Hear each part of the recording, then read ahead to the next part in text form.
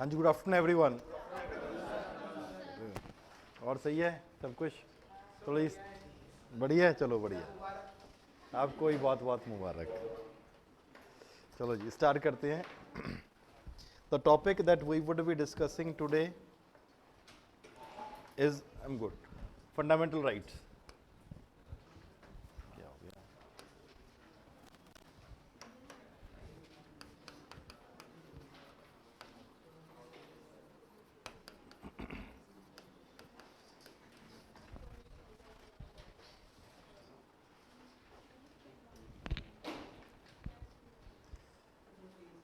बिल्कुल अपने आप हो जाएगा।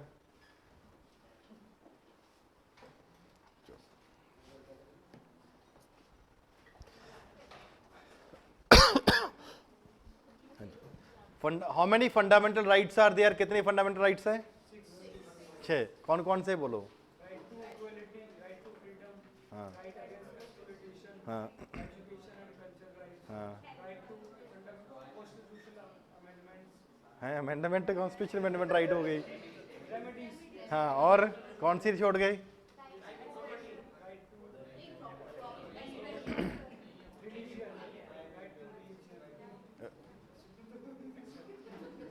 और बोलो।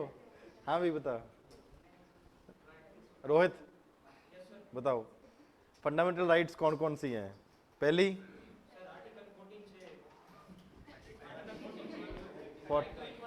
पहला राइट टू इक्वालिटी, चलो एक हो गया। अरे धीरे बोल। आर्टिकल बताओ। दूसरा राइट टू आर्टिकल। तीसरा राइट अगेंस्ट, हाँ जी, राइट अगेंस्ट एक्सप्लॉयटेशन।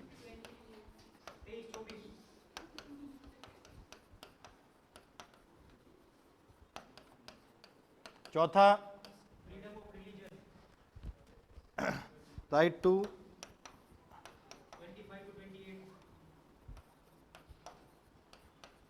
25 से 28। और क्या बोलते हैं उसको? कौन से राइट्स हैं? और कल्चरल एंड एजुकेशनल। क्या हो?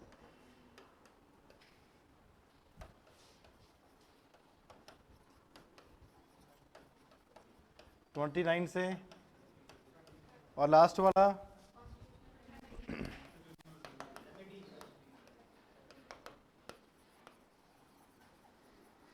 कौन सा है? चलो, ये मेजर फंडामेंटल राइट्स हैं। प्रीलिम्स में तो ये तो पूछेगा नहीं कि फंडामेंटल, मेंस में कि कौन कौन से राइट्स हैं, लेकिन मेंस में हमें ये राइट्स के बारे में इनडायरेक्टली सब कुछ पता होना चाहिए। वो कैसे पता होना चाहिए? चलो ठीक है। These are the different fundamental rights that are there. Equality शब्द का मतलब क्या है?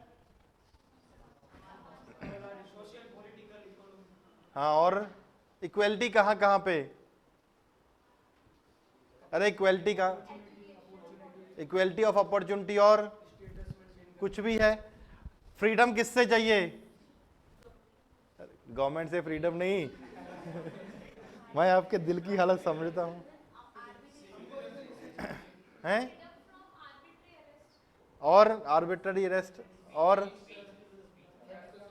फ्रीडम ऑफ स्पीच, एक्सप्रेशन, कुछ भी मूवमेंट कहाँ पे भी कर सकते हैं। And there should be no discrimination, पे एक्सप्लॉयटेशन नहीं होना चाहिए। फ्रीडम ऑफ रिलीजन का मतलब प्रोफेस, प्रैक्टिस एंड प्रोपेगेट किसी भी रिलीजन को कर सकते हैं। कल्चरल एंड एजुकेशनल राइट्स का मतलब माइनॉरिटीज। क्या हुआ? माइनॉरिटीज कौन होते हैं?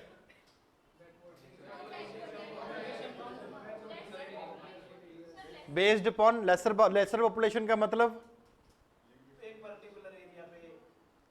फॉर एग्जाम्पल मुस्लिम्स हैं, आर दे माइनॉरिटीज?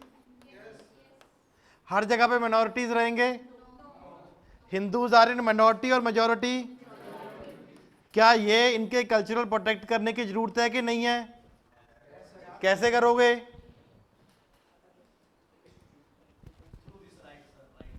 ये तो बोल रहे हो माइनॉरिटीज के लिए राइट्स है, फिर पहले बात तो माइनॉरिटी की डेफिनेशन क्लियर नहीं है। दूसरी बात, एक एरिया हो सकता है जहां पे ये पॉपुलेशन है, उसमें से इतने भी तो हिंदूज हो सकते हैं, तो ये भी तो वहां पे मिनॉरिटी हो गए। अगर ये मिनॉरिटी हो गए तो इनके कल्चरल एजुकेशन राइट्स प्रोटेक्ट करना है कि नहीं करना? करना है। देयरफॉर माइनॉरिटीज, एक पूरे का पूरा माइनॉरिटीज होना, मुस्लिम पॉपुलेशन होना, सिख पॉपुलेशन होना, बुद्धिस्ट होना, जैन होना, पारसी होना, क्रिश्चियन होना, एक अलग बात है। कि जब फंडामेंटल राइट्स की बात आ जाती है, राइट टू एजुकेशन या कल्चरल यानी कि रिलीजन को प्रोटेक्ट करना है, वहां पे क्या ध्यान में रखना पड़ेगा? अगर कोई कंट्री में पॉपुलेशन मेजॉरिटी में है बट उस पर्टिकुलर एरिया में जहां पे रह रहे हैं वहां पे वो माइनॉरिटी में है, तो क्या होगा? वो वहां के लिए माइनॉरिटी हो जाएगा और वहां पे उनकी कल्चर को, उनके एजुकेशन राइट्स को सेव करना जरूरी है। इतना समझ आया? चलो, ये तो कॉन्स्टिट्यूशनल रेमेडीज है। कुछ उल्टा सीधा हो गया तो सीधा आप कहां पे जा सकते हो? हाई कोर्ट पे जा सकते हो और सीधा सुप्रीम पे भी जा सकते हो। फिर फर्क क्या रह गया? हाँ वो, लेकिन वहां पे सुप्रीम कोर्ट डिनाई नहीं कर सकता। चलो, ये तो बेसिक है। आवाज आ रही है पीछे? पक्का? चलो ठीक है। चलो, अब ये तो था प्री का थोड़ा सा, ताकि आपको पता होना चाहिए कि होता क्या है। फंडामेंटल राइट्स, इनको फंडामेंटल क्यों बोलते हैं? ये फंडामेंटल क्यों बोलते हैं भाई? Why fundamental rights are called fundamental?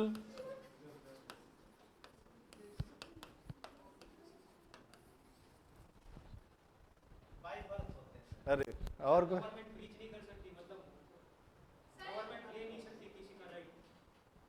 Government right to property ले लिया। हाँ वेरी गुड, सही, बिल्कुल सही बोला उसने, सही बोला उसने। हाँ, और कुछ? जैसे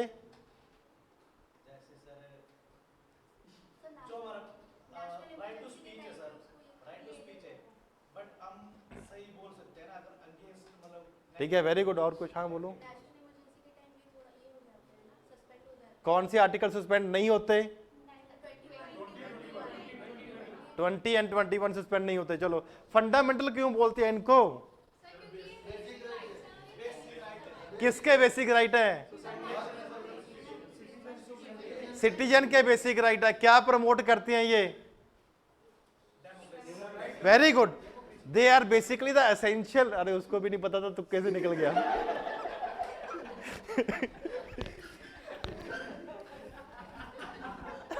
ऐसा ही हुआ था, फ्लो में निकल गया। चलो ठीक है। चलो, they are fundamental rights. Fundamental किसके लिए हैं? Because they are essential for the fullest development of your personality. अगर आपको बोले जी पहले राइट क्या है? राइट टू इक्वलिटी, दूसरा है फ्रीडम, एक्सेट्रा एक्सेट्रा है। तो किसके लिए चाहिए? ये सिटीजन को दिए गए हैं, स्टेट को दिए गए हैं? सिटीजन को इसलिए दिए गए हैं because there is a need for the development of personality of the individual.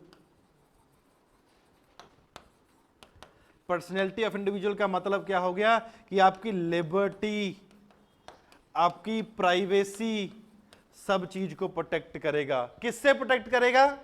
State से या आम लोगों से? डूब के मर जाओ, दोनों से। आप लोग भी तो गड़बड़ कर सकते हो एक दूसरे के लिए। तो therefore it is important for the development of personality. अगर लिबर्टी हो रही है प्रमोट, तो क्या डेमोक्रेसी प्रमोट नहीं होगी? In democracy every person is allowed to say whatever he want to say. तो कहने का मतलब they are fundamental because development किसको करना है? पर्सनैलिटी को डेवलप करना है। किसकी पर्सनैलिटी को? Of the individual personality. उस इंडिविजुअल की पर्सनैलिटी को डेवलप करने के लिए कोर प्रिंसिपल आपका बन जाएगा लिबर्टी। और लिबर्टी क्या? ये डेमोक्रेटिक कैरेक्टर है या फॉर एग्जांपल किसी कम्युनिस्ट कंट्री का कैरेक्टर है? आप चाइना में कुछ भी बोल सकते हो, बोलो उठा के मार देंगे।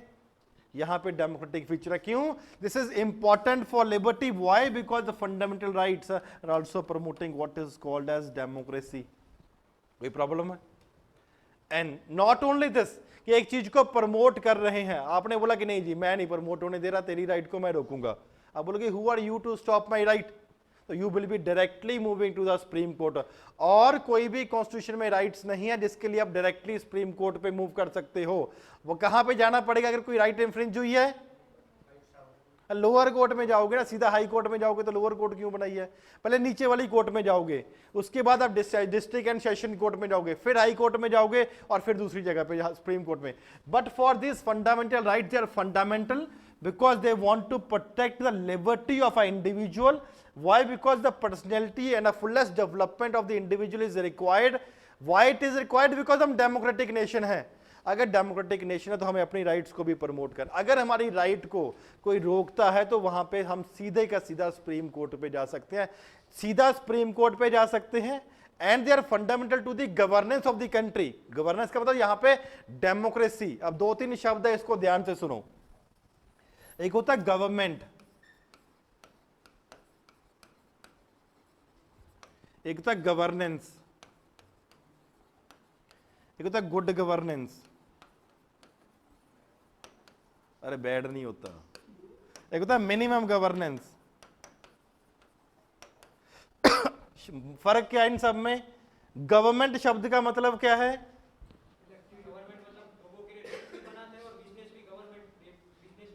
और कुछ?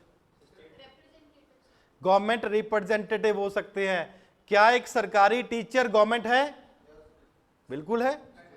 क्या पुलिस वाला जो बाहर खड़ा वो है गवर्नमेंट? बिल्कुल है सरकार। एक आईएएस ऑफिसर भी सरकार है, he is a part of the government. तो यहां पे क्या कि जो गवर्नमेंट के नुमाइंदे हैं they will basically B representative of the government, और उनको सरकार का किसी ना किसी तौर से आप रोक सकते हो। गवर्नमेंट और गवर्नेंस शब्द का मतलब क्या है? फर्क क्या रह गया दोनों में?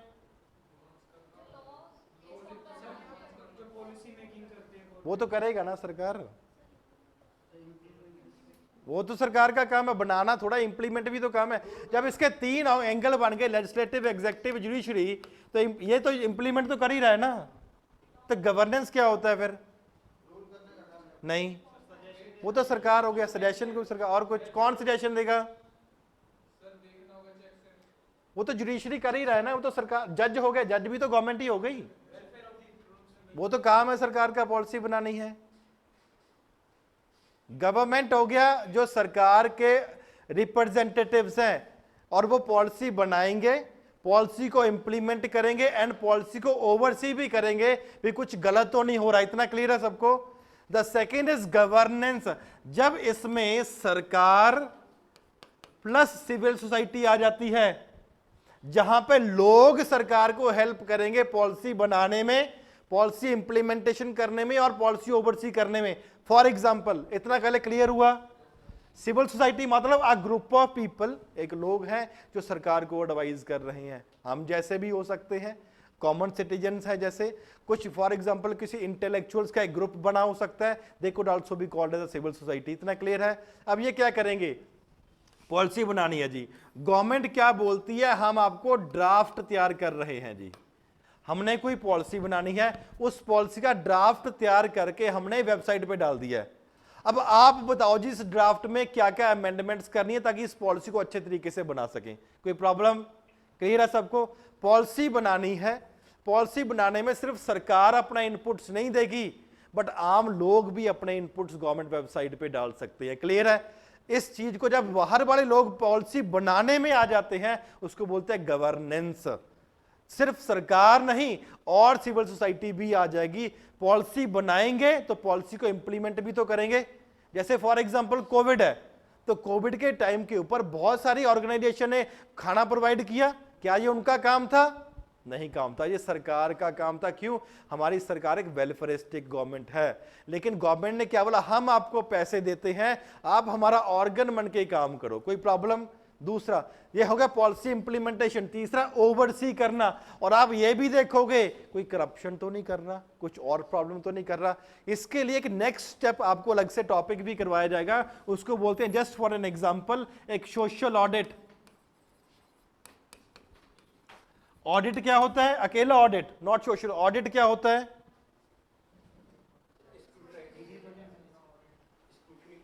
हाँ, किस चीज की स्क्रूटनी?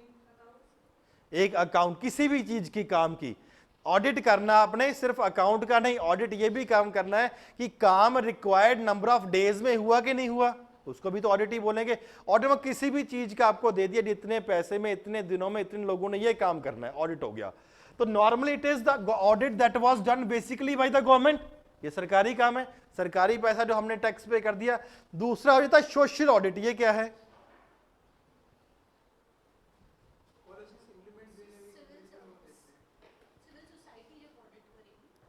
और कुछ ऑडिट दो तरीके, सोशल ऑडिट दो तरीके से हो सकता है। ऑडिट तो सरकार कर रही है, अब सोशल ऑडिट का मतलब क्या हुआ? वन इज, जैसे शी सेड, एक सिविल सोसाइटी जाएगी, जब ये सिविल सोसाइटी जाएगी what they will be saying, normally सरकार क्या होता है, नॉर्मली आपने सुना होगा कि सड़क तो बन गई है लेकिन कागजों में बनी है, रियलिटी में है ही नहीं है। मनरेगा की स्कीम बहुत लोगों को सरकार दे रही है लेकिन कुछ लोग नाम एग्जिस्ट ही नहीं करते, गाय भैंस के नाम के ऊपर भी इंप्लॉयमेंट जनरेशन जारी है, तो क्या वो रियल इंप्लॉयमेंट है? नहीं। तो ये क्या करेगी, सिविल सोसाइटी के लोग, जैसे फॉर एग्जांपल हम सब लोग मनरेगा के वर्कर हैं, हम यहाँ पे फॉर एग्जांपल 100 लोग बैठे हैं लेकिन कागजों में 500 लोगों को इंप्लॉयमेंट मिल रही है, रियलिटी में 100 को मिल रही है। तो वहां पे क्या होगा, सब लोगों के पास, उनके पास बुलाएंगे सब लोगों को, भाई आपको इंप्लॉयमेंट मिली है, आपको मिली है, आपको मिली है।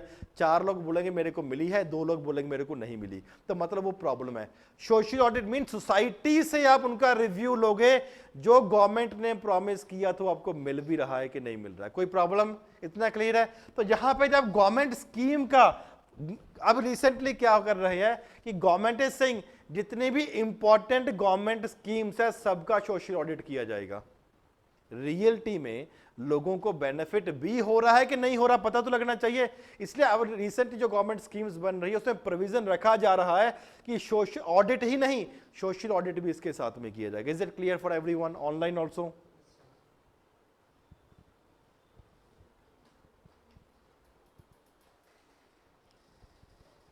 चलो, तो इसका सोशल ऑडिट है। अब वापस आते हैं गवर्नेंस पेपर। तो सिविल सोसाइटी क्या करेगी, पॉलिसी बनाने में, पॉलिसी इंप्लीमेंटेशन करने में और पॉलिसी ओवरसी करने में काम करेगी। तो यहां पे सिर्फ सरकार नहीं, आम लोग भी इन्वॉल्व होंगे, उसको क्या बोलेंगे, गवर्नेंस। दूसरा क्लियर है, कोई प्रॉब्लम?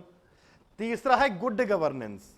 गवर्नेंस तो हो गया लेकिन सिविल सोसाइटी वाले करप्ट निकल गए तो ऐसा भी तो हो सकता है। तो यहां पे क्या मतलब हुआ, जब हम कोई भी सरकार की पॉलिसी इंप्लीमेंट करेंगे तो वहां पे कुछ चीज देखेंगे कि कुछ इंपॉर्टेंट ऑर्गन्स हैं कि नहीं है, जैसे पारदर्शिता, ट्रांसपेरेंसी, अकाउंटेबिलिटी, जवाबदेही, ह्यूमन राइट्स एक्सेट्रा, इसको आप देख रहे हो कि नहीं देख रहे हो। गुड गवर्नेंस, इसके अलग अलग जब आपको टॉपिक करवाया जाएगा, अलग अलग करवाया जाएगा। गुड गवर्नेंस का मतलब सिर्फ ऐसा नहीं कि पैसा दे दिया और पैसा निकल गया, नहीं, आप देखोगे उसका आउटकम, उसका इंपैक्ट भी हुआ कि नहीं हुआ। और जैसे ट्रांसपेरेंसी, अकाउंटेबिलिटी का मतलब जैसे हम राइट टू इंफॉर्मेशन वाला एक्ट लेकर आए हैं, बताओ जी इतने पैसे से, आम लोगों को पता, उसका राइट है, उसका अधिकार है कि कितने पैसे लगाए हैं, कितने पैसे नहीं लगाए हैं। एंड ह्यूमन राइट्स, जो भी प्रोग्राम आप इंप्लीमेंट कर रहे हो, पॉलिसी बना रहे हो, उसमें ह्यूमन राइट वायलेशन नहीं होना चाहिए। गुड गवर्नेंस का कंसेप्ट है। मिनिमम गवर्नेंस क्या होगा, let the government be involve in a minimalistic manner. सरकार सिर्फ गाइड करेगी, एक ओवरऑल पॉलिसी सरकार ने बना लिया कि हम ये चाहते हैं, ये चाहते हैं, ये चाहते हैं, लेकिन जो इंटरनल मैटर्स है वो आम लोग, सिविल सोसाइटी या सरकार के साथ जो एसोसिएटेड लोग हैं, गवर्नमेंट, जैसे फॉर एग्जांपल कोई गवर्नमेंट ने बोला एलपीजी लिबरलाइजेशन, प्राइवेटाइजेशन, ग्लोबलाइजेशन किया 1991 के बाद, 1991 के बाद इसको किया, तो अब क्या सरकार सब कुछ खुद ही बना रही है? नहीं, it is a private sector that is basically we involve into it. तो इसी तरीके से जैसे पॉलिसी मेकिंग के लिए बात कर रहे हैं तो वहां पे प्राइवेट सेक्टर को बता, आप बताओ जी आपको क्या चाहिए।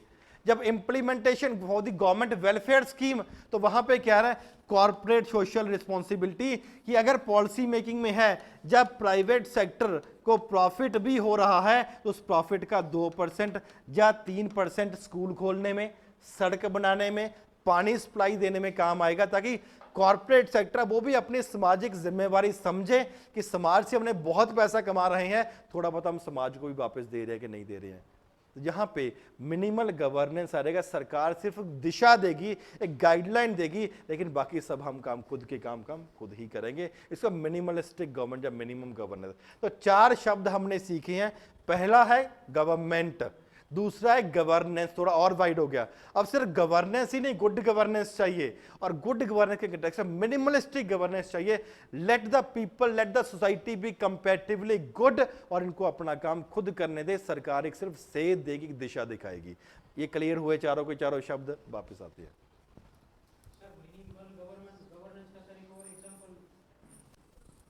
कुछ भी, जब पॉलिसी मेकिंग हो गया। अब एग्जांपल छोटा सा, जैसे सेंटर गवर्नमेंट ने एक पॉलिसी बनाई, पॉलिसी है कि हमें एजुकेशन प्रोवाइड करनी है, और उस पॉलिसी में एजुकेशन को प्रोवाइड करने के लिए 5,000 करोड़ दे दिए, जस्ट एन एग्जांपल। और ये सेंट्रल गवर्नमेंट की स्कीम है, और सेंट्रल गवर्नमेंट ने बोला हर स्टेट को हम 5,000 करोड़ रुपए देंगे, ठीक है। अब एजुकेशन में अलग अलग है, यूपी की जरूरत अलग है, और टेक फॉर एग्जांपल केरला की जरूरत अलग है, ठीक है। जहां एजुकेशन या हेल्थ लगा लो, कैसा भी लगा लो, एक एग्जांपल आप समझने के लिए, यूपी में प्राइमरी एजुकेशन, सेकेंडरी एजुकेशन को प्रमोट करेंगे, और यहां पे टर्शियरी एजुकेशन को प्रमोट करेंगे। ओवरऑल आपको एजुकेशन प्रमोट करना है, आपको 5,000 करोड़ दे रहे हैं, आप कौन सी एजुकेशन आप प्रमोट करना चाह रहे हो, आपकी सरकार डिसाइड करेगी, लोकल सरकार में, कोई प्रॉब्लम। इसको और लेवल पे ले जाते हैं, सेंटर ने स्कीम बना दी, स्टेट को दे दिया। फॉर एग्जाम्पल रोड बनानी है जी, जब मंडी डेवलप करनी है, जब ऐसा बना लो रोड बनानी है, जो छोटा हॉस्पिटल बनाना है, लेकिन स्टेट को बोल दिया कि इसके बाद ये पंचायत डिसाइड करेगी जी, तो पंचायत वाला मिनिमल गवर्नेंस हो गया, ठीक है। तो ये इसके example. Is it clear to everyone? सबको ऑनलाइन भी?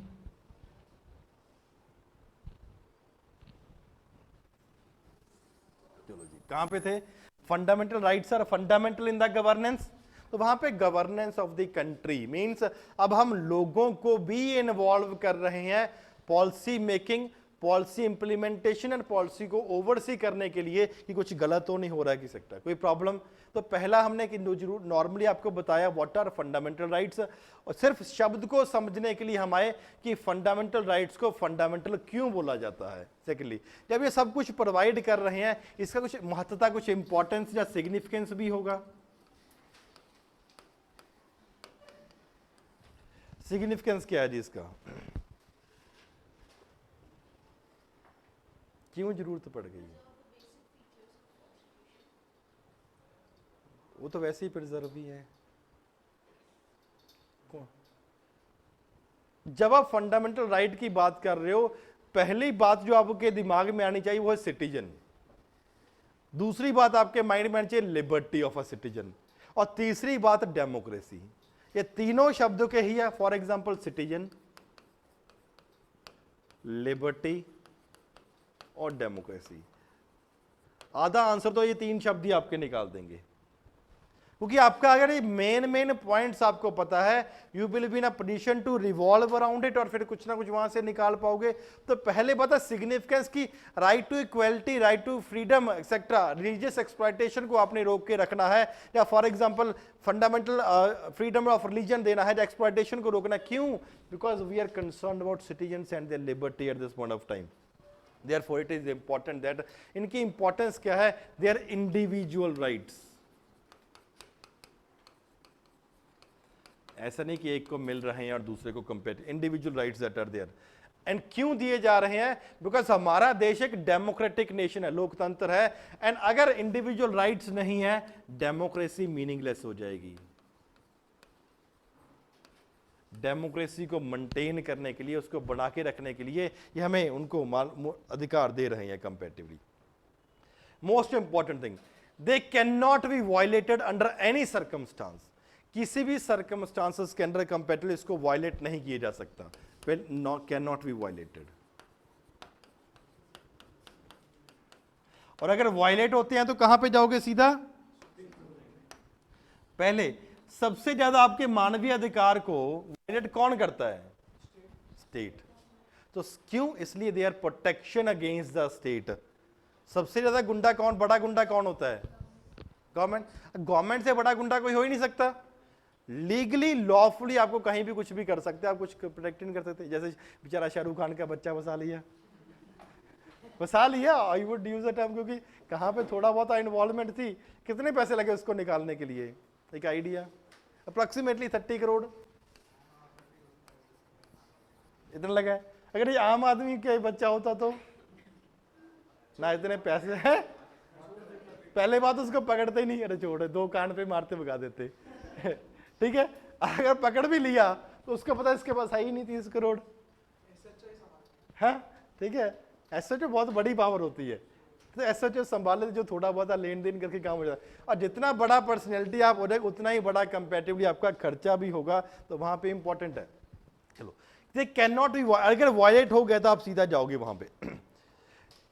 एक सबसे ज्यादा खतरा किससे है? स्टेट से। पहला बात तो can not be violated because इनको वायलेट कौन करता है? स्टेट। और कौन वायलेट करता है? इंडिविजुअल भी तो करता है। आपको भी दूसरे की लिबर्टी हजम नहीं आती कि वो उसके साथ क्यों घूम रहा है, मैं अकेला हूं, ठीक है। जो अंदर से जलन होती है, ठीक है, तो वो भी दुखी, तो आपको भी लिबर्टी। कोई बात नहीं, बजरंग दल वालों को बुलाता हूं, फोन तभी करता हूं, ठीक है। तो वहां पे इंपॉर्टेंट हो जाता है, इट इज इंपॉर्टेंट कि लिबर्टी बचा के रखनी है, not only from the state but also from the individuals also eight this point of time. इसका मतलब क्या कि स्टेट आपके ऊपर कोई रिस्ट्रिक्शन नहीं लगा सकती,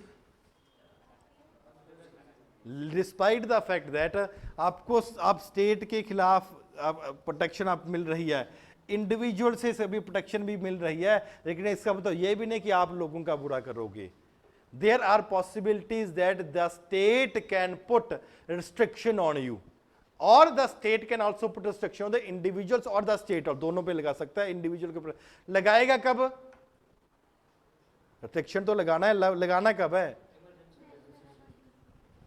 और रिस्ट्रिक्शन ही लग सकती नॉर्मल सर्कमस्टांसेस में। आप मिलिट्री एरिया में जाके दिखाओ बिना परमिशन में, आप किसी भी बाखड़ा नंगल या किसी डैम में जाके दिखाओ बिना परमिशन में, नॉर्मल डेज में नहीं जा सकते। क्यों? Restricted areas. आप ट्राइबल एरियाज में जाके दिखाओ, नॉर्थ ईस्ट में बिना परमिट के जाके दिखाओ। क्यों? They wanted to protect the peace and the property of the nation also, not only peace. Normal days में ऐसा नहीं कि सिर्फ दंगे हो गए तभी हम वहां पे जाएंगे, it is also important. Not only this, article 15 क्या कहता है? Protection against discrimination. डिस्क्रिमिनेशन कौन कर सकता है? इंडिविजुअल ही तो कर सकता है। कहां पे? नौकरी देने में। कहां पे? कास्ट, क्रीड, रिलीजन, जो होता है सबके लिए डिस्क्रिमिनेशन हो सकता है। On the basis of the birth also multiple things can be there. अगर स्टेट कर सकते हैं भी हम अपने इस जात के लोगों को इस सर्विस में रखेंगे, तो क्या ये प्राइवेट सेक्टर में नहीं देखने को मिलता? It is there, therefore it is also important that we need to understand it. State can put restriction on the individual in the state also. कहां पे? just for an example article 15, not only article 15, article 17 also। क्या है article 17?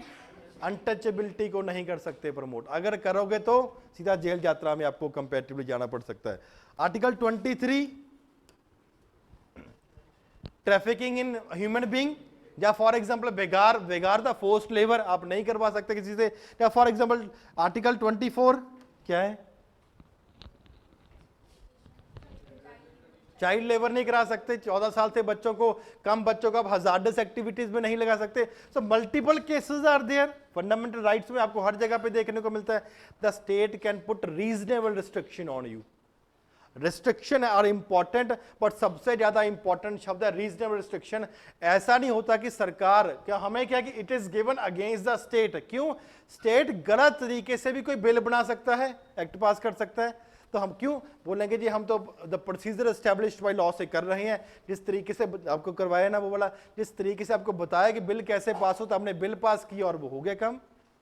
But arbitrary action of the state, अपनी मर्जी से कोई bill नहीं बना सकते।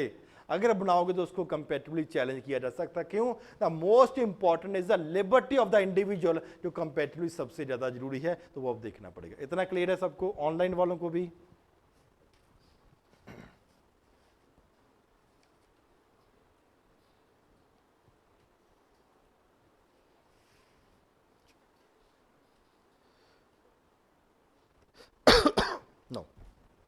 They are also important from the nation perspective also.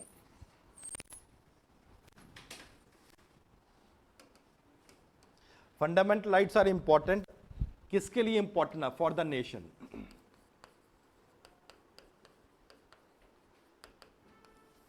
ये देश के लिए भी जरूरी है, लोगों के लिए भी जरूरी है,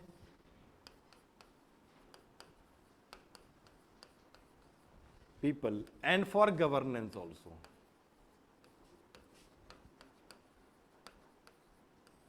तीनों के लिए ये कंपैरेटिवली आपको काफी ज्यादा जरूरत है। कैसे जरूरी है? पहला, नेशन, हमारा नेशन डेमोक्रेटिक है या ऑटोक्रेटिक है? Therefore, it is important for the democratic life.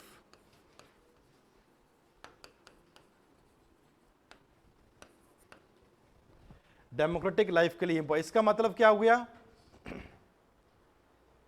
Democracy, democratic life का मतलब क्या हो गया? लिबर्टी और एक, हाँ ठीक, और क्यों डेमोक्रेटिक शब्द का मतलब होता है multiplicity, multiplicity of religion is there. For example, जहां हमारी कंपैरेटिवली देश में डाइवर्सिटी प्रमोट कर रहे हैं, तो डेमोक्रेटिक लाइफ का मतलब क्या हुआ? The dignity and the diversity of the individual has to be protected also. तो मींस हर धर्म के लोग, हर जात के लोग, हर किस तरीके से अलग अलग लोग यहां पे रह सकते हैं, and they would be treated equally, and equality and freedom सबको दिया जाएगा। तो डेमोक्रेटिक लाइफ रहना ही सही तरीके से इसके। Second, they also try to protect our values also.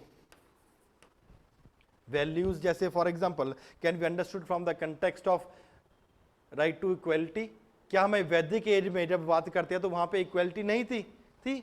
Freedom of religion, आप किसी को भी फॉर एग्जांपल रिलीज कर सकते हो। किसी ने अग्नि देवता को मानना है, किसी ने पीपल के ट्री को मानना है, किसी ने किसी काऊ को मानना है, किसी ने किसी बुल को मानना है, अपनी मर्जी है जिसको मानना है। किसी ने शिवलिंग को मानना है, जिसको मानना चाहो आप कंपैरेटिवली मान सकते हो। Secular values, boys and the girls were treated equal. तो क्या ये हमारी वैल्यूज नहीं है देश के? लिबर्टी हमारी वैल्यू थी। The girls were allowed to marry as they want to, they were allowed to choose the partner जिससे वो कंपेरेटिवली शादी करना चाहते कर सकते हैं। तो कंपेरेटिवली वैल्यूज थी जो वहाँ पे हमें इक्वलिटी की वैल्यू को प्रमोट करने की कोशिश कर रहे हैं। तो इसलिए हमारी वैल्यूज को अगर सस्टेन करके रखना है तो वहाँ पे इंपॉर्टेंट रोल प्ले कर सकता है।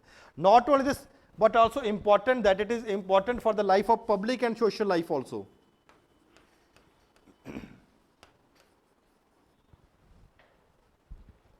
पब्लिक एंड सोशल लाइफ के लिए भी कंपैरेटिवली काफी ज्यादा इंपॉर्टेंट है।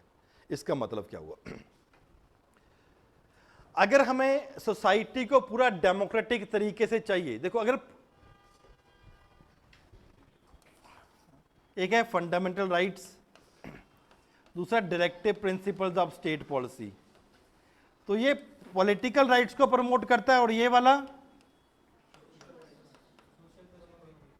इकोनॉमिक, ये दोनों चीजों को प्रमोट करता है। लेकिन और दोनों का अगर सस्टेन करना तो एक दूसरे के साथ मिलकर ही चलना पड़ेगा। अकेले फंडामेंटल राइट्स का भी कोई फायदा नहीं है, अकेले डायरेक्टिव प्रिंसिपल्स का भी कंपैरेटिवली कोई फायदा नहीं है। देयरफॉर अगर समाज को और ज्यादा लोकतांत्रिक या डेमोक्रेटिक बनाना है और अपनी डेमोक्रेसी को और ज्यादा डीप लेके जाना है, तो वहां पे इक्वलिटी या फ्रीडम जो आपको फंडामेंटल राइट्स ग्रांट करती है, चाहे वो माइनॉरिटी की है चाहे वो मेजॉरिटी की है, दोनों को प्रोटेक्ट करने का काम पब्लिक लाइफ को भी और सोशल लाइफ को भी। पब्लिक लाइफ का मतलब क्या हुआ? अगर आप सरकार में कोई नौकरी चाह रहे हो। पब्लिक लाइफ का मतलब क्या हुआ? आप सोसाइटी में इक्वल ट्रीटमेंट आपको मिल रहा है कि नहीं मिल रहा। सोशल लाइफ का मतलब not only equal treatment but also आपको फ्रीडम मिल रही है अपने मुताबिक अपने धर्म को प्रोपोगेट प्रोफेस या उसको करने के लिए, तो वहां पे आपको उसके लिए भी मिलेगा। नेक्स्ट, स्टेबिलिटी प्रोवाइड कर रहा है विद चेंज। स्टेबिलिटी भी है और कंपैरेटिवली आपको वहां पे चेंज करने की जरूरत भी है। स्टेबिलिटी एंड चेंज का मतलब देयर आर सर्टन, क्या सरकार हमारे गवर्नमेंट पार्लियामेंट क्या फंडामेंटल राइट्स को अमेंड कर सकती है? अब नहीं कर सकती। क्यों नहीं कर सकती? Because it has been declared as a basic structure of the government. अब रिसेंटली सरकार ने उसको बेसिक स्ट्रक्चर कर दिया है। पहले जो होना था कंपैरेटिव 19 प्रॉपर्टी वाला कब हुआ था? 78 में। प्रॉपर्टी वाला हुआ, उसके बाद कंपेरेटिव से आ गया। ये एक बेसिक फीचर जो आपको नहीं कर सकते। बट क्या फंडामेंटल राइट्स को एक्सपैंड किया जा सकता है, इसका दायरा एक्सपैंड किया जा सकता है? एग्जाम्पल दो मेरे को, एजुकेशन वाला है, और एक एग्जाम्पल दो। प्राइवेसी, वेरी गुड, अभी रिसेंट एग्जाम्पल। और कुछ? चाइल्ड लेबर, एजुकेशन, सब कुछ है। और क्लीन एनवायरनमेंट, सरकार आपके या जुडिशरी आपकी आर्टिकल 21 को और ब्रॉडली इंटरप्रेट कर रहा है। जब ब्रॉडली इंटरप्रेट कर रहा है, क्यों कर रहा है? बिकॉज आपको स्टेबिलिटी है, बेसिक फीचर है। बट जैसे जैसे समाज की जरूरतें बढ़ रही हैं, आपको चेंज को भी या लिबर्टी को है, आज से 15 साल पहले the girl and boys comparatively equal treatment नहीं मिलता था। जब ऐसे कह सकते हो लड़कियों की आवाज उतनी ज्यादा नहीं सुनी जा रही थी, आज से 15 साल पहले, इतनी ज्यादा पीछे भी नहीं जाएंगे तो। लेकिन कंपेरेटिव अभी सोसाइटी पिछले 15-20 साल में काफी ज्यादा चेंज हो चुकी है, एक्सेप्टेबिलिटी काफी ज्यादा बढ़ चुकी है। तो क्यों? बिकॉज आपको जितनी ज्यादा लड़कियां पढ़ रही हैं, they are comparatively becoming aware about their rights, और अपने राइट्स के बारे में उनको पता लग रहा है, तो वहां पे इक्वलिटी आने के चांसेस कंपेरेटिवली और ज्यादा बढ़ जाते हैं। तो वहां पे क्या है? स्टेबिलिटी है। क्यों? कि हमारे फंडामेंटल राइट्स फंडामेंटल है। लेकिन जैसे जैसे समाज चेंज हो रहा है, तो हम भी कंपेरेटिवली वहां पे चेंज है। तो आपको एग्जांपल लिखने पड़ेंगे एजुकेशन का, हेल्थ का, एनवायरनमेंट का, या फॉर एग्जांपल ये आपको एम्प्लॉयमेंट का भी तो मिल चुका है, प्राइवेसी का मिल चुका है। तो वहां पे क्या है? दे आर अकॉर्डिंगली स्टेबिलिटी है, लेकिन जहां पे चेंज की जरूरत है वहां पे इनको चेंज भी हो रहा है। तो पहला पॉइंट ये क्लियर हुआ। फॉर द नेशन का मतलब क्या है? Everyone, online also. जैसे अभी इंटरनेट के लिए रिसेंटली आ रहा है, ये सबको इंटरनेट भी होना चाहिए, पहले कम तबाह हुए थे। चलो जी, next is basically for the people. It is basically for the holistic development.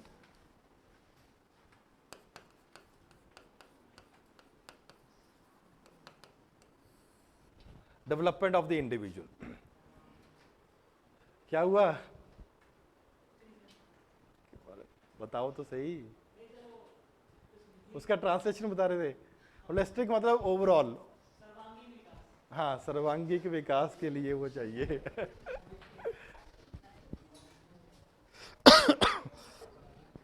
Holistic development that is required at this point.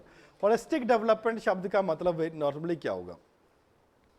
Your personality will be allowed to develop. अगर आपको जो आपके दिल में आए वो बोलने का अधिकार भी कंपेरेटिवली आपको मिल रहा हो, लेकिन आपको कटेल करना पड़ेगा, बिकॉज जरूरी नहीं, आपके डेवलपमेंट के लिए जरूरत है। नॉर्मली बहुत बार बोलते हैं कि आपको क्लास में बोलना चाहिए, ठीक है, कुछ बोल देते हैं, कुछ ज्यादा बोलते हैं, कुछ कंपेरेटिवली कम बोलते हैं। लेकिन यहां पे अब स्कूल में इन्वायरमेंट इतना कॉर्डियल नहीं होता। कई तो पढ़ने वाले भी हम सुभान अल्लाह होते हैं, ठीक है, और उसके बाद टीचर भी वैसी होती है, अगर कुछ उल्टा सीधा बोला तो चल बाहर निकल, या 2 कान पे देके बिठा देती है, उसके बाद शुरू से लेके बच्चा एंड तक कुछ नहीं पूछता। लेकिन यहाँ पे एनवायरनमेंट आपको कंप्लीटली डिफरेंट हो जाता है। होलिस्टिक डेवलपमेंट, आपकी पर्सनैलिटी को डेवलप करने के लिए आपके पेरेंट्स, आपके दोस्त, आपके रिलेटिव, आपके टीचर, सब कुछ, सोशल गुरुज, पॉलिटिकल गुरुज बहुत बड़ा रोल प्ले करते हैं। लेकिन ये तभी हो पाएगा अगर आपको लिबर्टी प्रोवाइड करी जा रही है। Therefore, for the holistic development, पूरे का पूरा डेवलप हो सके, उसके लिए आपको फंडामेंटल राइट्स की आपको कंपेरेटिवली जरूरत पड़ती है। सेकंड, माइनॉरिटीज के लिए, माइनॉरिटीज को भी प्रोटेक्शन फील हो कि नहीं यार, हम कहीं भी रहें, ये देश कंपेरेटिवली हमारा है, चाहे हम किसी भी कोने में रहें। It is therefore important that अगर आपको लगेगा कि ये देश आपका है, तो कंपेरेटिवली आपकी feeling of security will develop. तो वहां पे क्या कि फंडामेंटल राइट्स माइनॉरिटीज के लिए एक स्पेशल प्रोविजन प्रोवाइड कर रहे हैं कि इनके खिलाफ कोई डिस्क्रिमिनेशन नहीं होगा। नॉट ओनली कि डिस्क्रिमिनेशन नहीं होगा, पर जहां जहां पे जरूरत पड़े इनको प्रमोट भी हम करने की कोशिश करेंगे, ताकि देश में अपने आप को कंपेयर ज्यादा असिमुलेट कर सके। नेक्स्ट, लोगों में आपस में डिस्क्रिमिनेशन, भेदभाव कंपेरेटिवली बहुत ज्यादा है। देयरफॉर जो सालों से, सदियों से डिस्क्रिमिनेशन हिंदुस्तान में चल रहा था, ब्राह्मण, क्षत्रिय, वैश्य, शूद्र या और किसी कैटेगरी के कंटेक्स्ट में, उस डिस्क्रिमिनेशन को खत्म करके हमने इक्वलिटी बोला। Not only we said that हम सबको समांतर एक इक्वलिटी प्रोवाइड करते हैं, बट ये भी बोला जिनके साथ अभी तक डिस्क्रिमिनेशन भेदभाव हो रहा था उनको हम रिजर्वेशन भी प्रोवाइड करेंगे।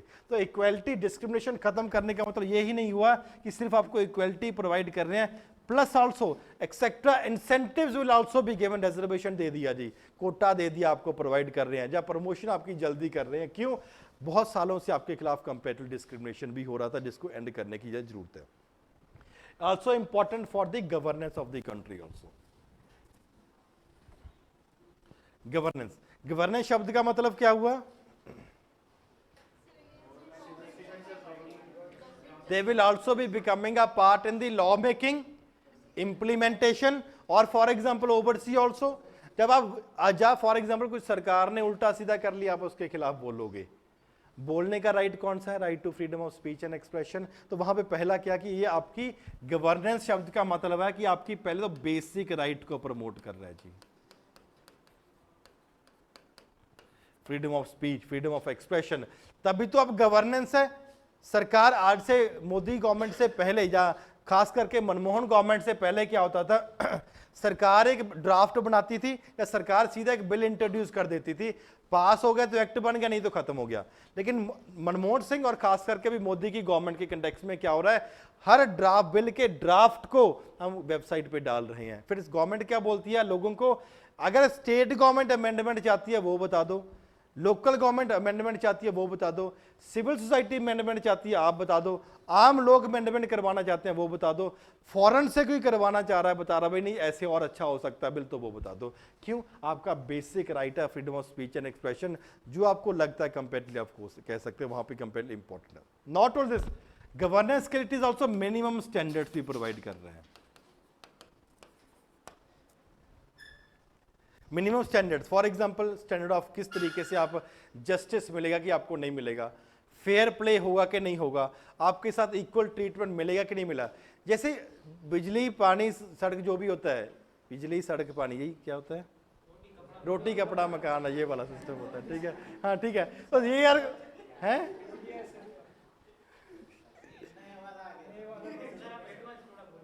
अच्छा अगला, ठीक है। नहीं मैं नॉर्मली बताता हूँ, पहले क्या था कि आप जो आप बोल रहे हो पहले वाला था बिजली और जो रोटी कपड़ा और मकान, क्या पूरी उम्र इससे काम चलेगा?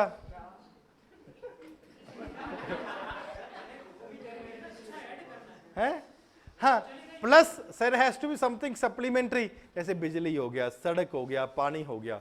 तो आप क्या बोल रहे हो, आप इंटरनेट भी आपको चाहिए, आपको हेल्थ भी आपको अच्छी चाहिए, अब आपको एजुकेशन भी अच्छी चाहिए। तो जो या फॉर अभी तो एसी नहीं चल रहा, ठीक है, आपको एसी भी चाहिए। आज से 15 साल 20 साल 40 साल पहले बेसिकली पंखा होना, गाड़ी होना, एसी होना ये लग्जरी आइटम्स थी, लेकिन आजकल बेसिक हो चुका है। देयरफॉर क्या कि ये इसी तरीके से आपके फंडामेंटल राइट्स भी हैं। मिनिमम तरीके से आपको किस तरीके से स्टैंडर्ड जो सोसाइटी प्रोवाइड करेगी, सोसाइटी का मतलब एक सर्वेंट होगा, एक सर्विस प्रोवाइडर होगा, चाहे वो गवर्नमेंट हो सकता है, चाहे वो प्राइवेट सेक्टर प्रोवाइडर हो सकता है, they would be providing the minimum standard. कहाँ पे दिया हुआ? फंडामेंटल राइट है। जैसे काम करवाना है, कितने टाइम का, 8 आवर्स 10 आवर्स 12 आवर्स काम करवा सकते हो। ऐसा नहीं होगा कि अगर ऑफिस आवर्स से एक्स्ट्रा करोगे तो आपको एक्स्ट्रा पे भी मिलेगी। Same is what is for the government also, और प्राइवेट सेक्टर में भी सेम चीज का प्रोविजन है। क्यों? ये मिनिमम स्टैंडर्ड है कि आपको ये कंपेटिवली प्रोवाइड करना ही पड़ेगा, तो आपको वो प्रोवाइड किया जाता है। रेस्ट्रिक्ट करता है स्टेट इंटरफेरेंस को।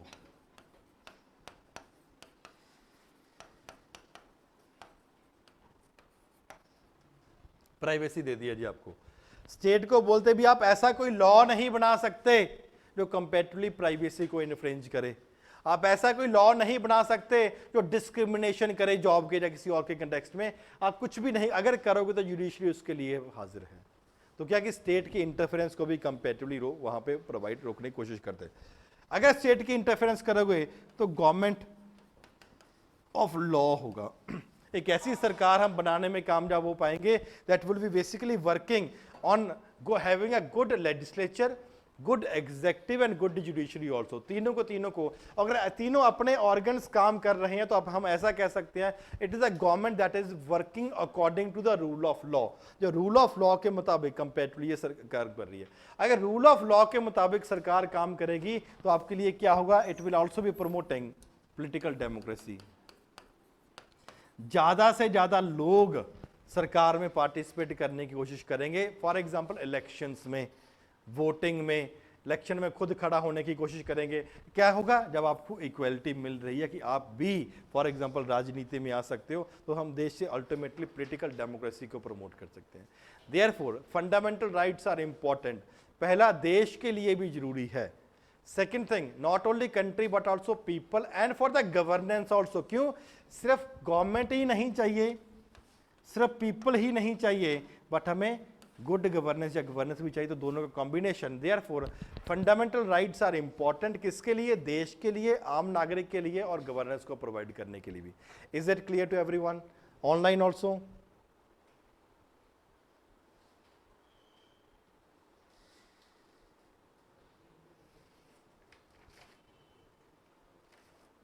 चलो, the next topic fundamental rights में हमारा आता है। ये आपका एक क्वेश्चन बन सकता है कि इंपॉर्टेंस ऑफ फंडामेंटल राइट्स क्या है, आपको बताओगे तो वो कंपेटली आपको बताना पड़ेगा। ऐसे क्वेश्चन में एक चीज बहुत ज़्यादा जरूरी हो जाती है, एग्जाम्पल। क्योंकि आप ऐसा लगा के चलो 10 में से 10 लोग ही आंसर लिखेंगे, लेकिन एग्जाम्पल लिखने वाले 10 में से 1 या 2 ही होंगे, इससे ज़्यादा कंपेयर नहीं होंगे। पहला बात, आपको एग्जाम्पल लिखना पड़ेगा। दूसरी बात, एग्जाम्पल के साथ आपको फंडामेंटल राइट भी लिखना पड़ेगा कि ये पॉलिटिकल डेमोक्रेसी प्रमोट कर रहा है। क्या प्रमोट कर रहा है? कि हमें डेमोक्रेसी, इक्वलिटी प्रोवाइड कर, किसी भी में वोट में खड़ा हो सकते हैं, ये कर सकते हैं, वो कर सकते हैं। तो अगर सीधा आप नॉर्मल लिख के आओगे ये this they are promoting governance, ये पीपल की राइट है, ये नेशन के लिए जरूरी है, नहीं, ऐसा काम नहीं चलेगा। आपको साथ में पहली बात एग्जाम्पल, दूसरी बात कॉरस्पॉन्डिंग।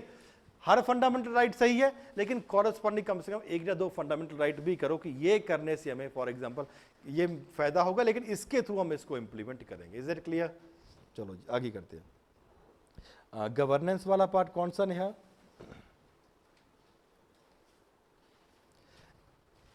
एक तो ये बेसिक राइट को प्रमोट करता है, मिनिमम स्टैंडर्ड्स के ऊपर काम, कभी इतना तो हर लोग को मिलना ही चाहिए। गवर्नमेंट की इंटरफेरेंस को रोकता है कि आप कोई भी ऐसा लॉ नहीं बना सकते जो आम लोगों के खिलाफ हो। गवर्नमेंट ऑफ लॉ अगर सही तरीके से काम करेंगे तो सरकार भी लॉ के मुताबिक ही चलेगी। सरकार का मतलब चाहे लेजिस्लेचर है, चाहे एग्जेक्टिव है, चाहे जुडिशरी, मतलब चाहे जज है, चाहे आईएएस ऑफिसर है, चाहे पॉलिटिशियन है। अगर ऐसा करने में कामयाब हो पाएंगे तो पॉलिटिकल डेमोक्रेसी को भी प्रमोट करेंगे, मतलब ज़्यादा से ज़्यादा लोग हमारे देश की राजनीति में पार्टिसिपेट करेंगे। अभी ठीक है? ठीक है। नेक्स्ट इज, क्या ये एब्सोल्यूट है फंडामेंटल राइट्स?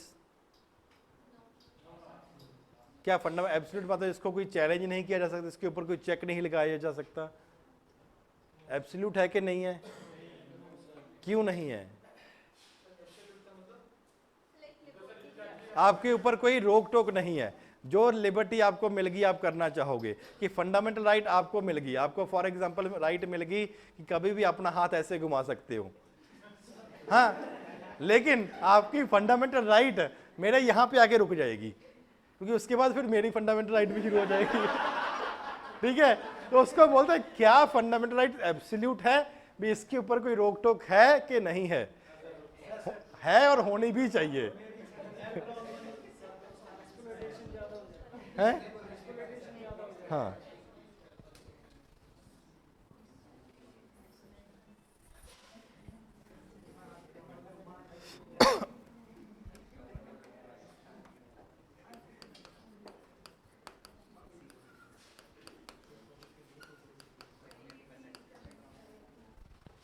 क्या ये एब्सोल्यूट है?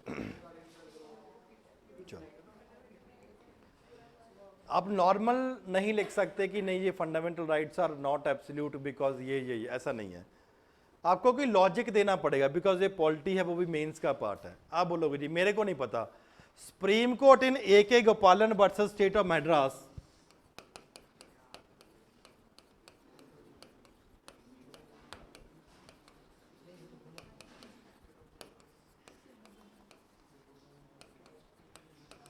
अब जो केस वेस बता रहा हूं ना, नाक मत कटवा देना, वहां पे लिख के भी आने हैं। ठीक है? ये सिर्फ क्लास के लिए नहीं है, ये आपके आंसर में वजन बढ़ाने के लिए है कि वो बिल्कुल सही लगेगा, भी सही बोल रहे हो। है? नहीं, केस बताना पड़ेगा ना। याद रखना पड़ेगा ये कुछ केसेस तो याद रख, एक एक गोपालन में केस। हाँ ये चलेगा, एक एक सिर्फ एक एक गोपालन भी लिख लोगे तो भी काम हो जाएगा। एक एक गोपालन केस में सुप्रीम कोर्ट नहीं बोला, सुप्रीम कोर्ट ने क्या बोला, कुछ भी एब्सोल्यूट नहीं होता, there is nothing called absolute, there is nothing called complete liberty. Supreme court बोलती है ऐसा कुछ होता ही नहीं है, और खास करके डेमोक्रेसी में। क्लियर? या अनकंट्रोल्ड लिबर्टी हो ही नहीं सकता, कंप्लीट लिबर्टी हो ही नहीं सकता। आपके फंडामेंटल राइट ऐसा नहीं हो सकता ये फंडामेंटल है क्योंकि दूसरे के भी तो हैं, वो इफेक्ट हो सकते हैं। तो क्यों? बिकॉज गवर्नमेंट ने ना, सुप्रीम कोर्ट ने क्या बोला, अगर ऐसा हो जाएगा there would be disorder, that would be there would be anarchy.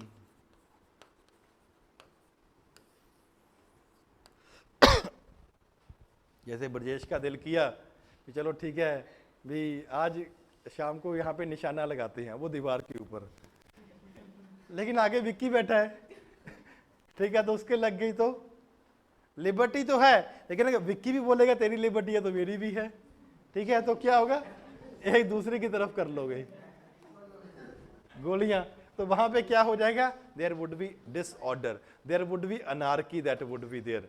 तो क्या कि एक दूसरे को लोग मारने को तैयार हो जाएंगे। कुछ भी एब्सोल्यूट सरकार ने बोला होता ही नहीं है, और यही नहीं बोला कि होता ही नहीं है, और ये भी बोला कि होना भी नहीं चाहिए। Therefore it is important that, क्यों? बिकॉज पर्पस क्या है फंडामेंटल राइट का, इन्होंने बोला कि कारण क्या कि फंडामेंटल राइट क्यों रखे जा रहे हैं, क्यों दिया जा रहा है, is basically to that we wanted to establish rule of law. हम रूल ऑफ लॉ को बनाने की बात कर रहे हैं, और जब रूल ऑफ लॉ की बात कर रहे हैं, आपको भी लॉ के मुताबिक चलना पड़ेगा और सरकार को भी लॉ के मुताबिक ही चलना पड़ेगा, दोनों को। आपको लॉ के मुताबिक चलना पड़ेगा, मतलब आपकी फंडामेंटल राइट आपकी है, लेकिन दूसरे की फंडामेंटल राइट भी है उसकी, आप एक दूसरे को इन्फ्रिंज नहीं कर सकते। आप ही नहीं कर सकते, but the government can also not do, government also can not do. क्यों? बिकॉज आपकी आर्बिट्ररी कोई भी ऐसा लॉ नहीं बना सकते जो आपके राइट्स इफेक्ट है। क्यों? रूल ऑफ लॉ क्या होता है? अरे रूल ऑफ लॉ क्या है? हाँ, और तीन कौन से डाइसी ने दिया, तीन दिए थे? हाँ, अथॉरिटी कॉम्पिटिटिव चाहिए, हाँ कॉम्पिटेंट चाहिए, सही बोल रहा है, बोल पहला दूसरा बोलो, सही है, बोलो। अरे सही बोल रहा था, भूल गया, वो तो एक हो गया ना, तीन है। आर्बिट्ररी मैनर में आप इसको नहीं कर सकते, जो भी लॉ को जो गलती करेगा सेम चीज उसको इंटरप्रेट नहीं करेगा सही है कि गलत है। This is rule of law. मतलब ऐसा नहीं हो सकता कि मैं ही कुछ क्राइम करूं और ठीक है और मैं ही डिसाइड करूं कि ये सही है कि गलत है। रूल ऑफ लॉ एस्टैब्लिश करना पड़ेगा। तो रूल ऑफ लॉ को एस्टैब्लिश करने के लिए हमें कुछ रिस्ट्रेंट लगाने पड़ेंगे, स्टेट के ऊपर भी और फॉर एग्जांपल इंडिविजुअल के ऊपर भी। तो सही सेम चीज बोला कोर्ट ने कि पर्पस क्या है फंडामेंटल राइट का। Fundamental rights are fundamental but they are not absolute, because आपके फंडामेंटल राइट्स है तो दूसरे भी के भी कंपेरेटिवली फंडामेंटल राइट्स है, उनके ऊपर रोक लगाने की जरूरत है। Not only individual but also it is important that state के ऊपर भी लगाया जाए। क्यों? बिकॉज दो चीजों की जरूरत है, एक तो इंडिविजुअल राइट्स को प्रमोट करना है, हमने करना ही पड़ेगा। नॉट ओनली कि इंडिविजुअल राइट्स को हमने प्रमोट करना है बट ऑल्सो इंपॉर्टेंट दैट हमें सोशल नीड्स को भी लेके चलना पड़ेगा। सोशल नीड्स का मतलब क्या है? सोसाइटी किस तरीके से समाज को देखती है, सोसाइटी किस तरीके से इकोनॉमी को देखती है, सोसाइटी किस तरीके से राजनीति को देखती है, सोसाइटी किस तरीके से धर्म को देखती है, हमें पूरे का पूरा सोशल नीड्स के मुताबिक देखना है। क्यों? सोसाइटी में हिंदू है, मुस्लिम है, सिख है, क्रिश्चियन है, पारसी है, बुद्धिस्ट जैन सब लोग हैं। तो सोसाइटी किस तरीके से एजुकेशन सिस्टम को देखती है? क्या आप टेक्निकल एजुकेशन को प्रमोट करना चाह रहे हो या फॉर एग्जांपल गुरबानी मदरसा या मूल मंत्र या कुछ पाठ सिखाना की कोशिश कर रहे हो? तो सोशल नीड्स को ये तभी हो पाएगा अगर आप रूल ऑफ लॉ को वहां पे एस्टेब्लिश करने की कोशिश कर रहे हो। अगर कुछ उल्टा सीधा काम किया, the government also has the power to put reasonable restriction भी लगा सकती है। अगर कुछ उल्टा सीधा काम करोगे या नॉर्मली भी कॉमन नॉर्मल सर्कमस्टांसेस के ऊपर भी आपके ऊपर कोई ना कोई रिस्ट्रिक्शन लगाया जा सकता है। कब लगाया जा सकता है? जब फंडामेंटल राइट्स को थोड़ा बहुत ऊपर नीचे किया जा सकता है, जब हमें किसी SC ST या बैकवर्ड क्लास को हम ध्यान में रखते हैं। तो नॉर्मल सर्कमस्टांसेस है, लेकिन इनको हमें कंपैरेटिवली कुछ ना कुछ बेनिफिट देना है। आपके ऊपर रिस्ट्रिक्शन इसलिए भी लगाया जा सकता है कि पब्लिक ऑर्डर को मेंटेन करना है कि नहीं करना, कंटेम्प्ट ऑफ कोर्ट भी नहीं होना चाहिए कि जो सर कोर्ट ने बोल दिया इसका नहीं है, ऐसा डिसेंसी भी मेंटेन करनी है। ठीक है, डिसेंसी का मतलब आपको समाज में किस तरीके से रहना है वो भी पता होना चाहिए, मोरालिटी भी प्रमोट करनी है, तो आप वहां पे रिस्ट्रिक्शन लगा सकते हो। नॉट ओनली यहां पे but also security of the state,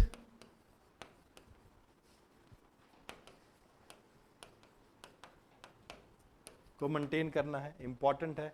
किसी को फॉर एग्जांपल निशाने लगाने अच्छे हो सकते हैं, लेकिन ऐसा थोड़ा कि आप अपने फौजियों को या अपने लोगों को मारोगे। अगर ज़्यादा है हथियारबाजी का शौक तो बॉर्डर पे चले जाओ।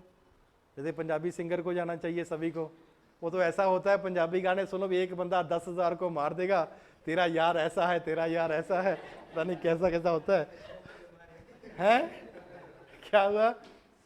सिद्धू मुझसे अलग हो गया, सभी लोग ऐसे ही चल रहे हैं। ठीक है, तो ऐसा वो बच रहा है। Security of the state is also important. क्यों security of state? Because we have to protect the sovereignty, we have to protect the integrity of the nation as a whole. इसको भी प्रोटेक्ट करना है, इसलिए कंपैरेटिवली इसकी आपको comparatively जरूरत है। ऐसा भी नहीं है। नेक्स्ट इज फ्रेंडली रिलेशन भी मेंटेन करने हैं पड़ोसियों के साथ। इस फ्रेंडली रिलेशन का आप ऐसे कह सकते हो, राजनीति में कोई परमानेंट फ्रेंड्स एंड फोज नहीं है। 3 साल पहले हम 3 महीने पहले हम अफगानिस्तान वालों को गालियां निकाल रहे थे, कल हम प्रे कर रहे थे भाई जीत जाओ कल। यही हुआ था क्रिकेट मैच में जीत है। हाँ, इंडिया अफगानी भाई हो रहा था, और 3 महीने पहले इन्हीं को हम गालियां निकाल रहे थे। हमारा पूरे का पूरा मीडिया लगा हुआ था, ये ऐसे है, ये ऐसे एक्सेट्रा। ठीक है, तो अब इन्हीं को बोले भाई जीत जाओ यार। ठीक है, तो इट इज इंपॉर्टेंट। क्यों?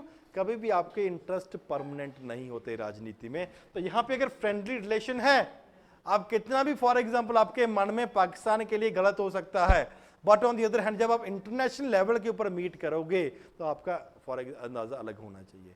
हम एज अ सिटीजन आप कुछ बोल सकते हो, लेकिन आपकी लिबर्टी कर्टेल कर ली जाएगी अगर आपके बोलने से दूसरे नेशन के साथ हमारे रिलेशन कंपेरेटिव इफेक्ट है। Under these circumstances are normal, लेकिन फिर भी कुछ प्रॉब्लम ना हो सके, जब समाज को इक्वल स्टेटस पे लेके आना है, तो वहां पे फंडामेंटल राइट को भी कहीं ना कहीं पे रिस्ट्रिक्ट किया जा सकता है। क्लियर है सबको? ऑनलाइन ऑल्सो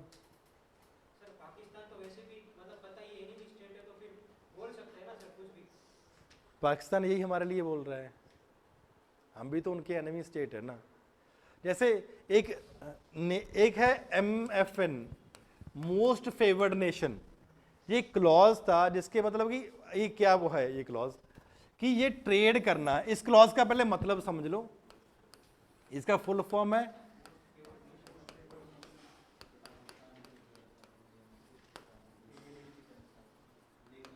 अरे रुक तो जा, मोस्ट फेवर्ड नेशन है ये। ठीक है, तो इसका मतलब क्या है, हम इंडिया जहां पाकिस्तान, ऐसे लगा लो कंट्री, पाकिस्तान ट्रेड कर रहा है इंडिया के साथ, US के साथ, रशिया के साथ या चाइना के साथ, और जब ट्रेड करेगा तो किसी के साथ कुछ भेदभाव नहीं करेगा, सबको एक जैसा ही देखेगा। इस चीज को बोलते हैं most favoured nation. Most favoured nation का मतलब ये नहीं हो कुछ उनको एक्स्ट्रा इंसेंटिव मिल जाए, ऐसा कुछ भी नहीं है। इसका हिंदी में ट्रांसलेशन क्या बनेगा? हाँ जी, हिंदी वाले हैं सबसे पसंदीदा मुल्क। हाँ, अब जब इंडिया ने पाकिस्तान को मोस्ट फेवर्ड नेशन का स्टेटस दे दिया, तो हमारा भी न्यूज़ वैसी चली थी, most favoured nation status given to Pakistan, लेकिन पाकिस्तान ने नहीं दिया था।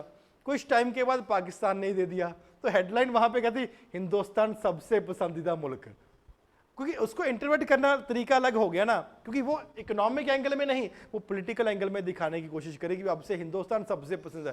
आम लोगों को तो पता नहीं मोस्ट फेवर्ड नेशन का या सबसे पसंदीदा मुल्क का मतलब ये कि सबको एक जैसा देखोगे। लेकिन उसकी इंटरप्रिटेशन ही अलग तरीके से है। तो इसको क्या हुआ कि इतना ज़्यादा बदनामी करी पाकिस्तान की कि पाकिस्तान ने वो स्टेटस वापस ले लिया हिंदुस्तान से, भाई आप हमारे MFF में नहीं हो, ठीक है। क्यों? बिकॉज क्रिटिसिज्म लोगों को समझ तो आ नहीं रहा था, ये इकोनॉमिक टर्म में है, इसका मतलब कुछ भेदभाव नहीं किया जाएगा। लेकिन वो कौन समझाए अब लोगों को, है समझते भी, उनका भी समझने का अपना तरीका है।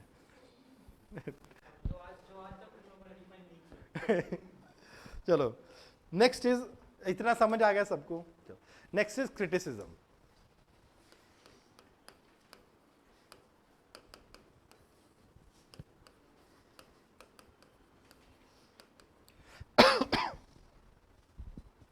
सब लोग तो खुश नहीं होंगे कि फंडामेंटल राइट्स मिल रही हैं एक्सेट्रा। तो पहला क्या होगा, most important thing is they say it is excessive limitations are there.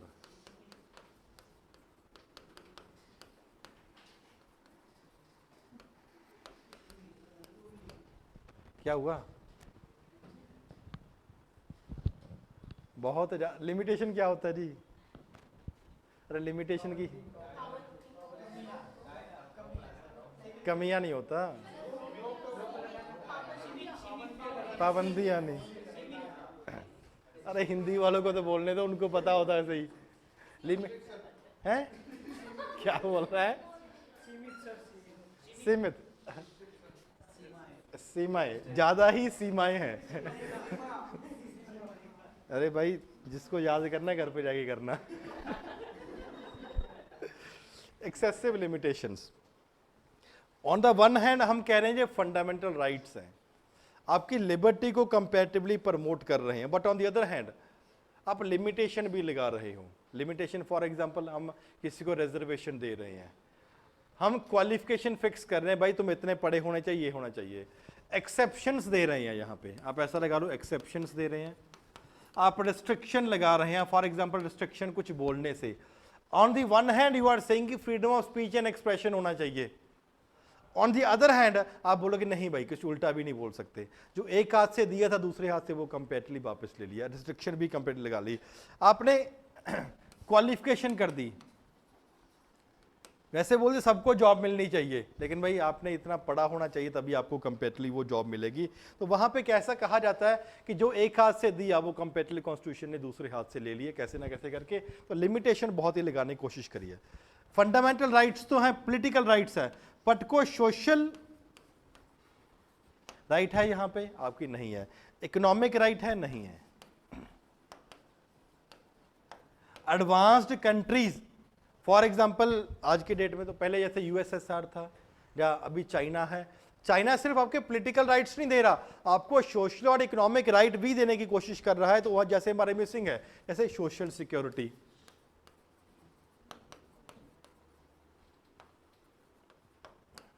Provide कर रहा है, हम सोशल सिक्योरिटी की बात नहीं कर रहे। या for example right to rest and leisure, कि फ्री रहना जी, यार जो मस्ती मारनी है नहीं है, तो उसके लिए भी आपको कुछ ना कुछ बेनिफिट मिलेगा, नहीं है? वैसे ही रहते हैं, ठीक है। लेकिन राइट दिया तो नहीं हुआ, रहते हो लेकिन दिया तो नहीं हुआ ना, सरकार ने तो नहीं दिया हुआ। या राइट टू एम्प्लॉयमेंट, कि नहीं जी सबको IAS लगाना है एक्सेट्रा, जो भी अपीयर होंगे, नहीं है। ऐसी राइट्स कंपेरेटिवली हमारे पास नहीं है। तो कहने का मतलब क्या हुआ, ये सिर्फ पॉलिटिकल राइट्स को कंपेरेटिवली दिए हुए हैं, लेकिन वहां पे आपको कुछ भी सोशल और इकोनॉमिक राइट आपको वहां पे देखने को नहीं मिलती है। Not only this, the third is that is कोई क्लैरिटी नहीं है।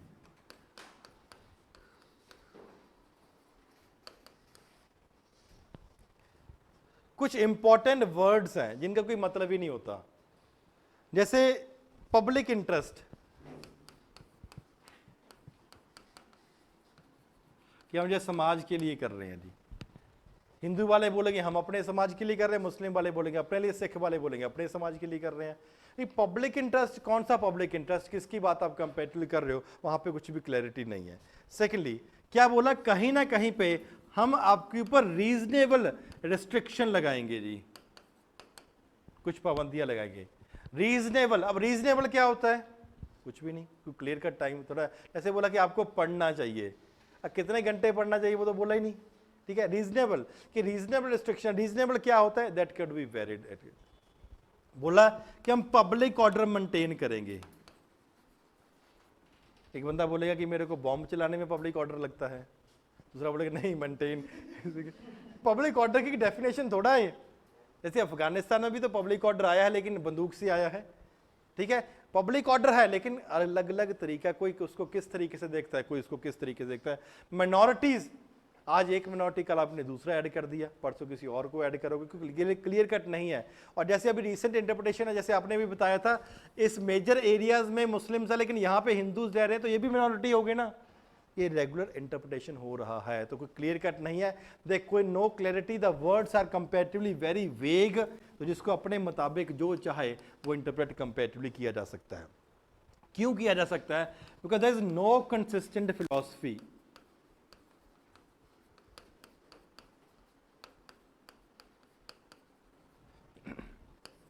जैसे जैसे सोशलिज्म है, कम्युनिज्म है, कैपिटलिज्म है, जो कुछ भी इज्म है, एक फिलॉसफी ही है, या कोई धर्म है, एक फिलॉसफी ही तो दी जा रही है। अगर कुछ भी जैसे अभी ट्रिपल तलाक का एक मुद्दा आया था, तो क्या हुआ, हम इस्लाम में इस्लाम के कोर प्रिंसिपल्स देख रहे थे कि अगर प्रॉफिट मोहम्मद साहब ने ऐसा बोला है तो सही है जी, अगर बाद में चेंजेस हुआ तो ये गलत है।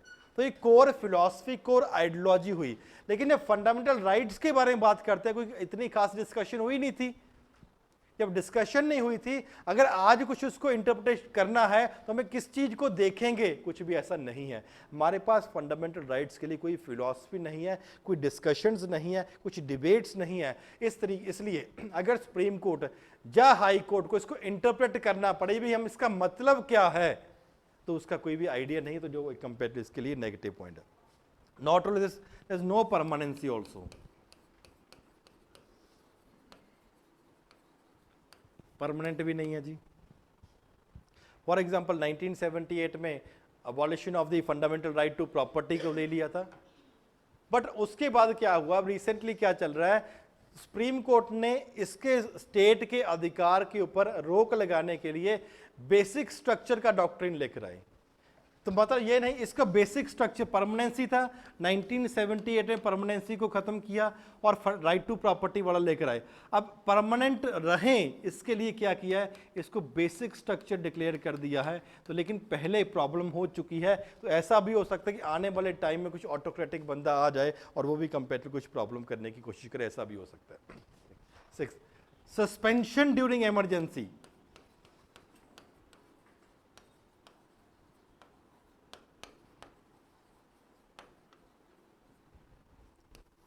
इमरजेंसी एक ऐसा टाइम होता है जब आपको सबसे ज्यादा आपकी फंडामेंटल राइट्स की जरूरत पड़ती है, और इमरजेंसी के टाइम के ऊपर आपके फंडामेंटल राइट्स एक्सेप्ट 2, कौन कौन से, 20 और 21 को छोड़ के सबके सब अधिकार आपसे सरकार ले लेती है। तो इमरजेंसी के टाइम के ऊपर आपको जब सबसे ज्यादा उन चीजों की जरूरत पड़ती है, वही सरकार आपसे कंपेरेटिवली वापस ले ली, तो वहां पे एक प्रॉब्लम रहती है। It is also expensive remedy.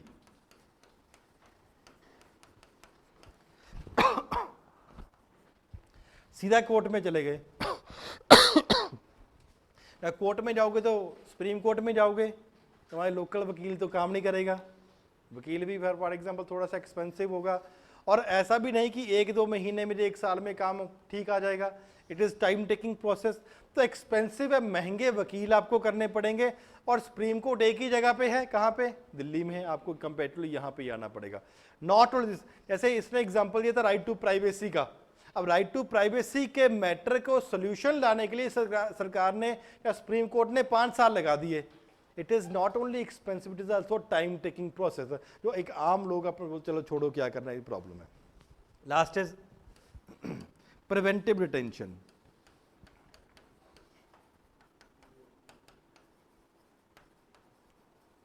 किसी को उठा के जेल में डालना ताकि वो कुछ गड़बड़ ना कर सके। ये एक ऐसा क्लॉज है जो आपके प्रिवेंटिव डिटेंशन, मतलब किसी को कुछ, किसी ने बॉम्ब फोड़ना है, उसको पहले ही उठा के जेल में डाल दो कि भाई तू ये काम मत कर लेना। नहीं, ऐसे ही होता है ना। जैसे कोई बहुत, जैसे फोन में बहुत बार बोलता रहा मोदी मोदी मोदी मोदी मोदी, शाह शाह शाह शाह शाह, उसको उठा के जेल में डाल देंगे, क्यों, लगे कुछ गड़बड़ करने वाला ये बंदा। ठीक है। हम लेकिन जो मोदी भक्त है वो बोल सकते हैं, उनको कोई प्रॉब्लम नहीं है।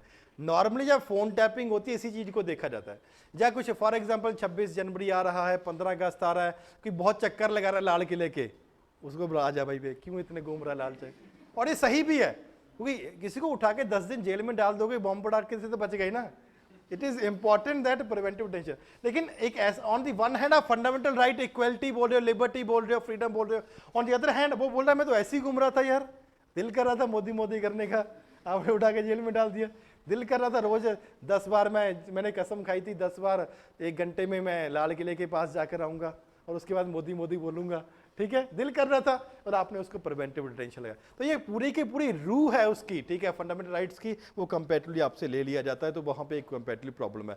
कोई भी डेमोक्रेटिक कंट्री वर्ल्ड में जो और डेवलप्ड के लेवल, इंडिया के लेवल के ऊपर है, थोड़ा बहुत ऊपर नीचे भी है इंडिया से, किसी भी कंट्री ने प्रिवेंटिव डिटेंशन अपने फंडामेंटल राइट में रखा नहीं हुआ एक्सेप्ट इंडिया।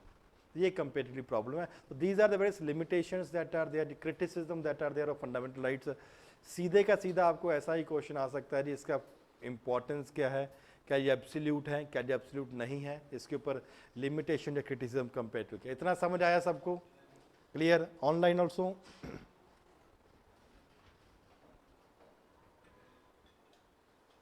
चलो जी, नेक्स्ट टॉपिक।